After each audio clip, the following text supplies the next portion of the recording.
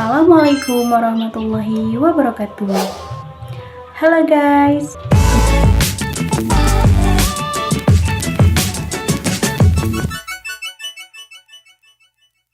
Kembali lagi dengan saya Murtabia dari kelas Teknik Produksi Film kelas 5B. Oke, dalam video kali ini saya akan menjelaskan mengenai pertemuan yang ketiga. Dalam pertemuan yang ketiga ini sudah mulai menginjak ke presentasi kelompok. Nah, mari kita ulas tentang materi yang telah dipresentasikan oleh kelompok yang pertama. Kelompok yang pertama ini mempresentasikan yang pertama yaitu mengenai pengertian film. Film merupakan salah satu bentuk media komunikasi massa yang memiliki peran sebagai medium untuk menyampaikan pesan dari komunikator kepada komunikan yang memiliki jumlah yang banyak dan memiliki efek tertentu.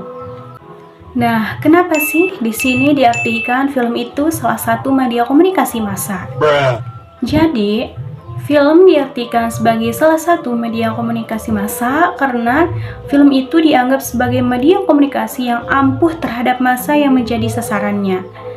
Dianggap ampuh terhadap media massa ini karena film sifatnya audiovisual.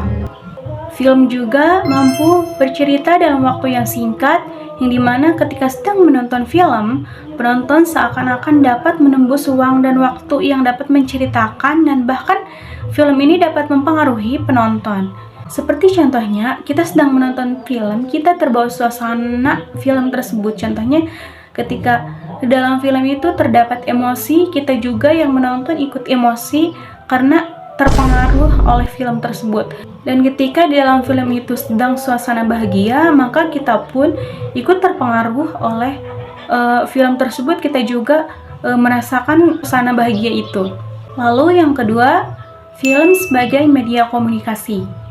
Pada dasarnya, komunikasi massa adalah komunikasi yang menggunakan media massa, baik cetak ataupun media elektronik. Sebab perkembangannya, komunikasi massa berasal dari pengembangan kata media of mass communication atau komunikasi massa. Yang ketiga, film realitas sosial. Film realitas sosial adalah jenis film yang bertujuan untuk menggambarkan, mengkritik, atau mengungkapkan berbagai aspek kehidupan sosial dalam masyarakat. Film-film ini seringkali mencoba menghadirkan cerita atau situasi yang mencerminkan masalah, konflik, atau isu-isu sosial yang ada dalam masyarakat.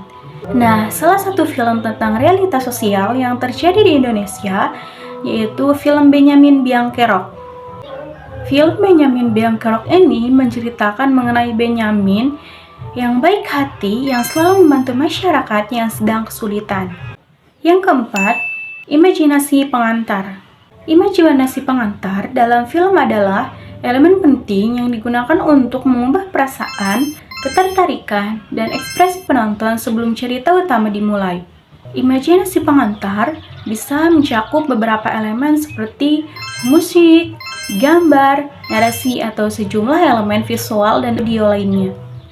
Contohnya seperti potongan-potongan atau cuplikan-cuplikan video sebelum film tersebut atau film yang mau ditayangkan tersebut itu dimulai. Yang kelima, ada jenis-jenis film. Di video selanjutnya, saya telah menjelaskan mengenai jenis-jenis film, yaitu diantaranya ada dua. Yang pertama ada film dokumenter dan yang kedua ada film fiksi. Tetapi di sini jenis-jenis film yang dipresentasikan yaitu ada tiga jenisnya.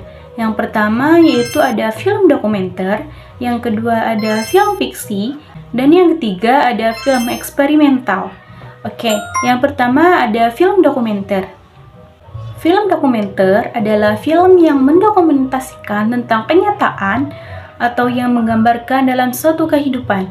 Contohnya seperti Hafalan Sholat Delisa, yang dimana dalam film Hafalan Sholat Delisa ini yaitu terjadi tsunami Aceh ketika Delisa setor hafalan sholat terhadap ustadznya, dan tiba-tiba di pertengahan terjadi tsunami yang merendam daerah Aceh. Kedua ada film fiksi. Film fiksi adalah film imajinasi atau film yang dikarang oleh diri sendiri. yang dimana film fiksi ini adalah film yang dikarang oleh diri sendiri tanpa ada kejadian nyatanya. Dan yang ketiga ada film eksperimental. Film eksperimental ini adalah film yang berkaitan dengan konveksi atau seni rupa seperti melukis, menari, sastra, dan puisi. Terakhir ada sejarah film di dunia dan di Indonesia. Pada tahun 1250 ditemukan sebuah kamera bernama Obscura. Tahun 1250 sampai 1895 disebut dengan masa prasejarah film karena itu merupakan masa di mana terdapat penemuan baru yang disebabkan obsesi-obsesi besar orang Eropa. Contohnya, terciptanya alat yang bisa merekam gerak atau yang hingga kini digunakan untuk membuat sebuah film. Mungkin itu saja yang dapat saya sampaikan dalam video ini mengenai learning journal minggu ini. Sampai jumpa di learning selanjutnya.